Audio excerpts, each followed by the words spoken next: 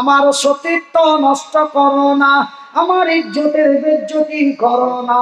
আমি তোমাদের মায়ের মতো এক মায়ের সন্তানের এক সন্তানের মা রে, আমি তোমাদের বোনের মতো এক বোন রে, আমার ইজ্জতের বেজ্জতি করো না, আমার কাপড় চোপড় গুলি দাও, আমার ইজ্জতের হেফাজত করি। কেন আমার আল্লাহ বলেছেন আল্লাযীনাহুম লিফুরুজিহিম হাফিজুন। হে আমার ইজ্জতের বেজ্জতি করো না, আমার সতীত্ব নষ্ট করো না, আমার কাপড় চোপড় গুলি দাও। আবু জেহেলের লোকেরা উত্তরের জবাব দিয়ে বলে, সুমাইয়া রে, নতুন নতুন কাপড় দেব। তোর এই পুরাতন ছেঁড়া কাপড় কে পুছে? তোরে নতুন নতুন কাপড় দেব, সুন্দরী রমণী করে সাজিয়ে দেব। কিন্তু একবার বল রে, নবীর দিন মানি না। একবার মহাব্বত দিয়ে গভীর রাত্রে আল্লাহকে ডাকেন, লা ইলাহা ইল্লাল্লাহ, লা ইলাহা ইল্লাল্লাহ, লা ইলাহা ইল্লাল্লাহ, লা ইলাহা ইল্লাল্লাহ, লা ইলাহা ইল্লাল্লাহ, লা ইলাহা ইল্লাল্লাহ, লা ইলাহা ইল্লাল্লাহ, লা ইলাহা ইল্লাল্লাহ, লা ইলাহা ইল্লাল্লাহ, লা ইলাহা ইল্লাল্লাহ। সুমাইয়া উত্তরের জবাব দিয়ে বলে, হে আল্লাহর দুশমনেরা, আমার কাপড় চোপড় দাও আর নাই দাও, যদি আমারে ভোজালিং দিয়ে মেরে দাও আমি মরে যেতে পারি রে, কিন্তু ঈমান হারাতে পারি না। যেই দিন কালেমায়ে শাহাদাত, কালেমায়ে তাইয়্যিবা পাঠ করে ঈমান এনে মুসলমান হয়েছি, সেই দিন এই আয়াতটি আমার বুকে নিয়েছি। কুল ইন্নাস সালাতি ওয়া নুসুকি ওয়া মাহইয়ায়া ওয়া মামাতি লিল্লাহি রাব্বিল আলামিন। সুবহানাল্লাহ, আল্লাহু আকবার, আল্লাহু আকবার। যেই দিন আমি কালেমায়ে পড়ে, কালেমায়ে শাহাদাত পাঠ করে ঈমান এনে মুসলমান হয়েছি, সেই দিন এই আয়াতটি সিনায় নিয়েছি। আমার রক্ত, আমার মাংস, আমার বেঁচে থাকা, আমার মরে যাওয়া, আমার সততা, আমার সমস্ত আমার আল্লাহর জন্য মেরে দে, কিন্তু ঈমান হারাতে পারি না। কাপড় দিস না, দরকার নেই, মেরে দে। এমন উত্তরের জবাব যখন দিয়ে দিল, এমন উত্তরের জবাব যখন দিয়ে দিল, এইবার আবু জেহেলের লোকেরা এমন একটি লহর বল্লম নিয়ে এলো। ওই লহর বল্লমটাকে উত্তপ্ত জ্বলন্ত আগুনে জ্বালাতে লাগলো। জ্বালাতে জ্বালাতে শুধু বল্লম নয় রে, উঁচু মোটা তাজা জোয়ান দুটি উট নিয়ে আসলো। একটা উট সুমাইয়ার বাম পায়ে বাঁধলো, আর একটি ডান পায়ে উটটি বাঁধলো। দুই হাতে দুই পায়ে দুটি উটকে বেঁধে দিল। উট দুটি তাড়িয়ে দেবে, উট দুটি তাড়িয়ে দেবে, এই বলে উট দুটিকে একটা ডান পায়ে বাঁধলো, একটি বাম পায়ে বাঁধলো। এই হলো তার শাস্তি, এই হলো তার শেষ আখেরি শাস্তি। ভাইজান, আমার আব্বা জানেরা, আমার সোনার চানেরা, আমার শিক্ষিত বুদ্ধিজীবীগণ, এইবার সুমাইয়াকে ওই গরম বল্লম খানা আগুনের ভিতর থেকে বার করে এবার বলে, সুমাইয়া বল। বলে, না রে না, প্রাণ দিতে পারি কিন্তু নবীর দিন ছেড়ে দিতে পারি না।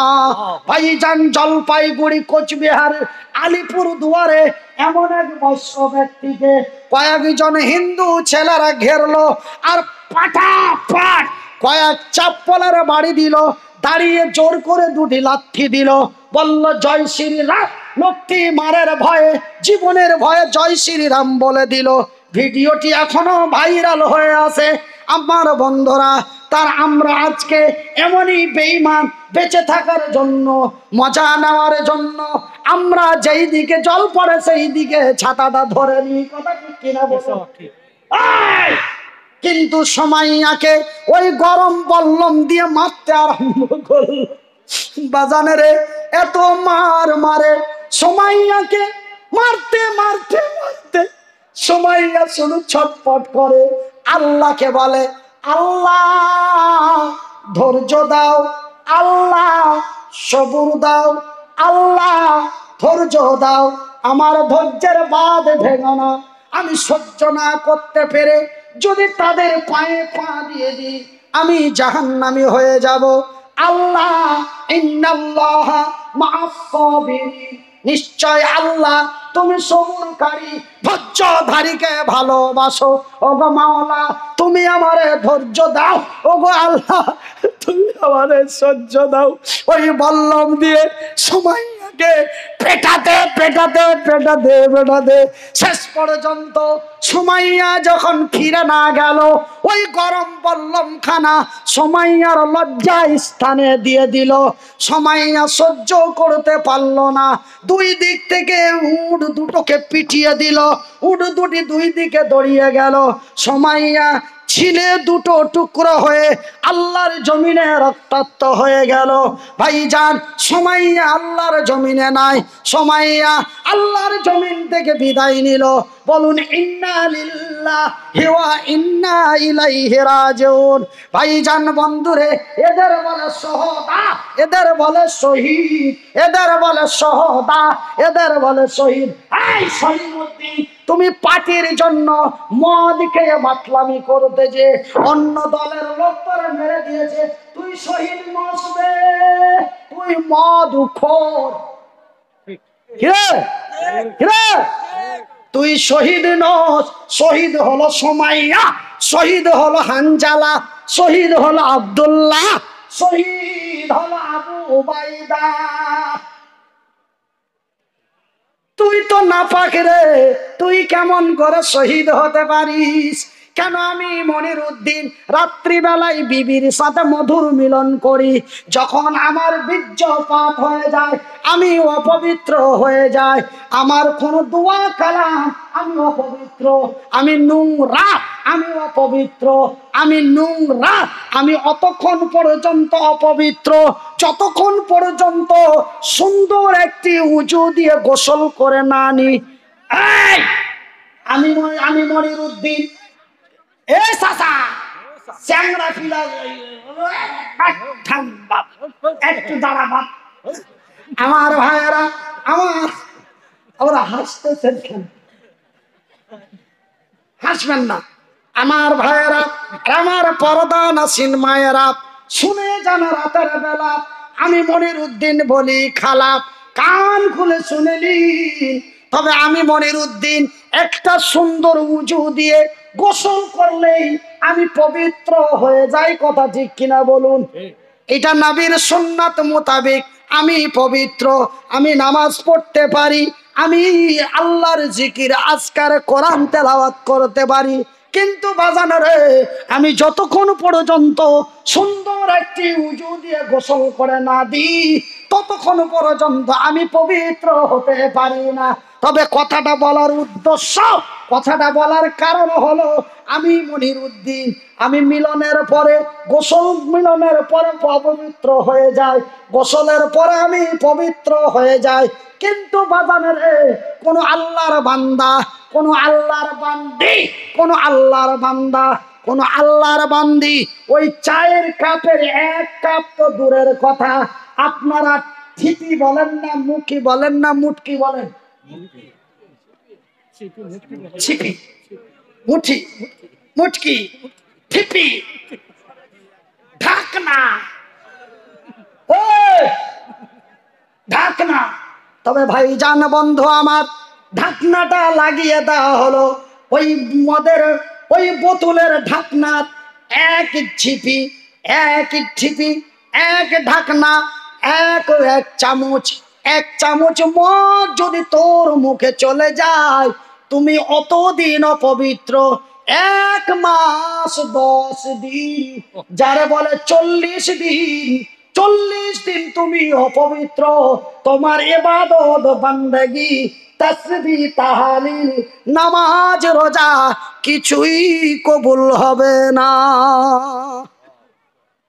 তবে তুমি মদ খেয়ে পার্টির জন্য লড়াই করে শহীদ হলে, তুই শহীদ নস রে, তুই জুতা খোর।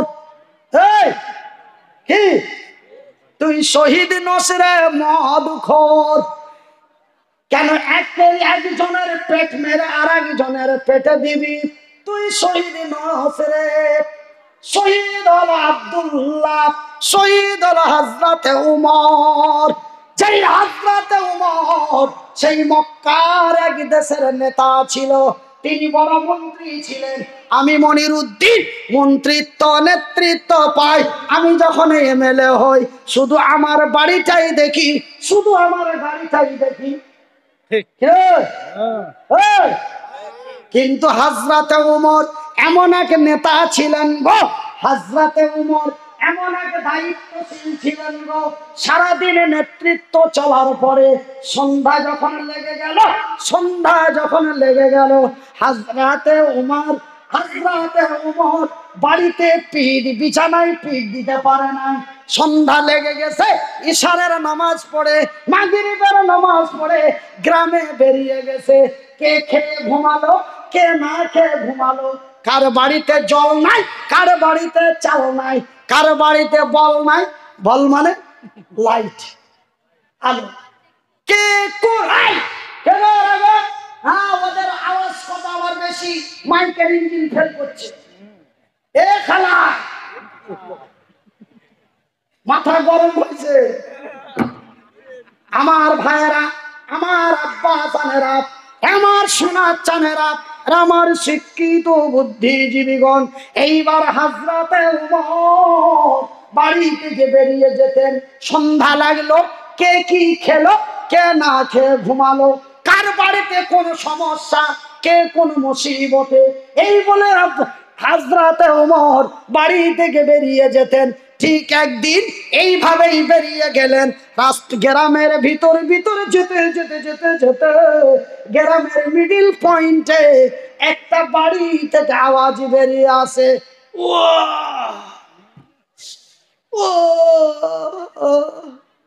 হযরতে ওমর থমকে দাঁড়িয়ে গেলেন।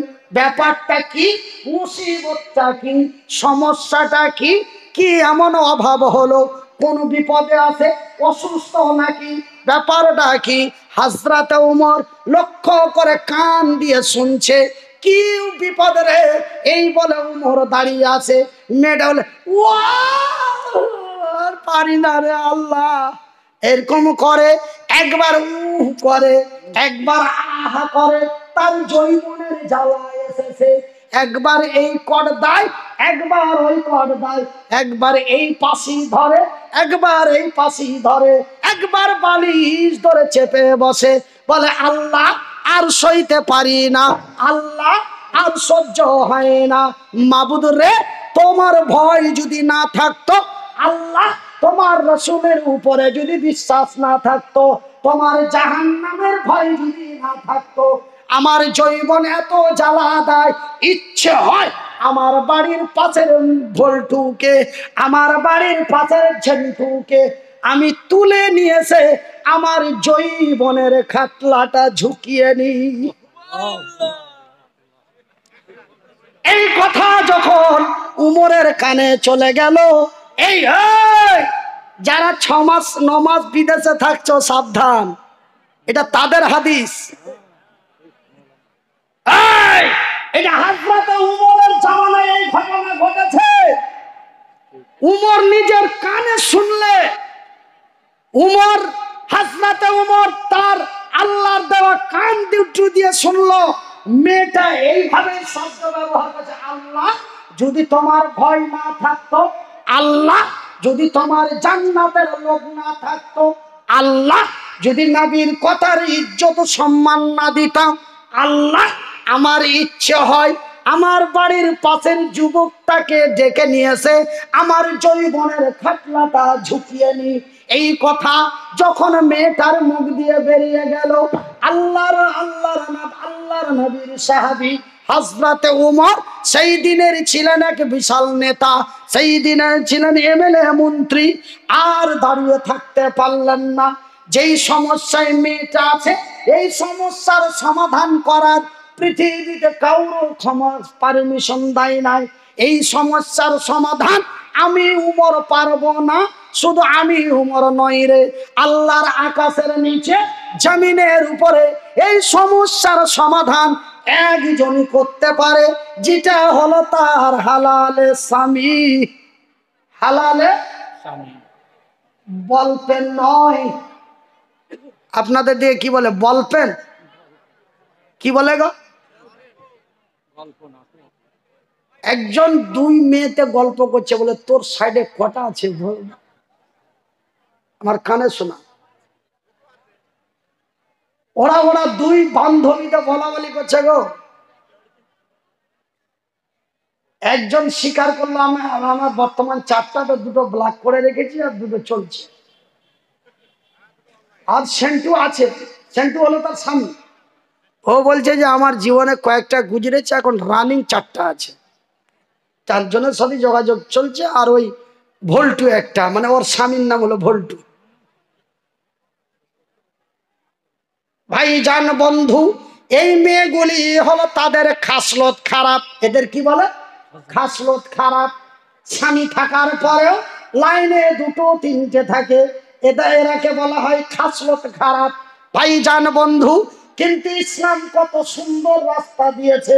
হযরতে উমর যখন এই শব্দ পড়লেন, সঙ্গে সঙ্গে 1 মিনিট লেট করলেন না, দৌড় দিয়ে চলে গেলেন বাড়ি। কোথায় গেল? হযরতে উমর বাড়ি যে তার বিবির কাছে গেলেন না, তার বড় বেটি ফাতিমা, নবীর বেটিরও নাম ছিল ফাতেমা, হযরতে উমরের বেটিরও নাম ছিল ফাতেমা। হযরতে উমরের বড় মেয়ে ফাতিমা, ফাতিমার কাছে যে বলে, মা বলতো, মা বলতো, বেটি বলতো, একজন বিবাহিতা মহিলা, একজন বিবাহিতা নারী একজন স্বামী ছাড়া কতদিন সহ্য করতে পারে? তার বিবিকে বললেন না। কেন? বিবি আমাকে মিথ্যে কথা বলতে পারে, আমাকে সফরে যেতে না দেওয়ার জন্য আমার বিবি আমাকে মিথ্যে কথা বলতে পারে, তবে আমার মেয়ে আমাকে মিথ্যে কথা বলতে, এটা তার একটা বিশ্বাস ছিল। এই জন্য তিনি শরম করলেন না, তিনি মনে কিছু নিলেন না, মেয়ে মনে করলেন না।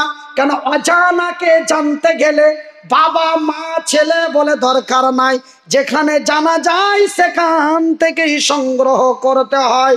সেই মেয়ে, সেই হযরতে উমর মেয়ের কাছে ফাতিমাকে যে বলে, রে আমার মা, রে আমার মেয়ে, বলতো মা, বলতো বেটি রে, একজন বিবাহিতা মহিলা, একজন বিবাহিতা নারী তার স্বামীকে ছেড়ে কতদিন সহ্য করতে পারে? ফাতিমা উত্তরের জবাব দিয়ে বলেন, ওগো আব্বাজান, ওগো দেশের মন্ত্রী, ওগো দেশের রাজা, ওগো দেশের মন্ত্রী, ওগো দেশের রাজা, ওগো আমার আব্বাজান, ওগো হক বিচারের মালিক। হযরতে উমর হক বিচার করতেন, ও জাতিগত নিজের দল বল কিচ্ছু ভাবতেন না। যদি এরকম থাকতো এরকমই করে দিত, যেটা যার শাস্তি তাকে সঠিকটাই দিয়ে দিত। হক বিচার, নেক বিচার করনে ওয়ালা একজন নবীর সাহাবী ছিলেন, নাম তার হযরত উমর। রাসূল বলছেন, আমার পরে যদি কেউ নবী হতো, আমার পরে যদি কেউ নবুয়ত দায়িত্ব পেত, তবে আমার আল্লাহ হযরত উমরকে নবীর দায়িত্ব দিতেন। জোরে বলুন, আরো জোরে। হযরত উমর 1 মিনিট লেট করলেন না, দৌড় দিয়ে চলে গেলেন ময়দানে। যখনই মেয়ে তার বলল, বাবা, একজন বিবাহিতা মহিলা একজন স্বামী ছাড়া 3 মাসের বেশি থাকতে পারে না, যখন 2.5 মাস আসে তখন সে অসহ্য হতে যায়। 3 মাস পারিয়ে গেলে যদি তার ইমানের দুর্বলতা থাকে, ও অন্যকে দিয়ে চাষবাস চালিয়ে দেয়। যদি ইমানের দুর্বলতা থাকে, তার প্রচন্ড কষ্ট হয়, সে সহ্য নিজেকে করতে পারে না, ধৈর্যর ভাত হারাতে থাকে। এই কথা যখন বেটির মুখে শুনল, হাসরাত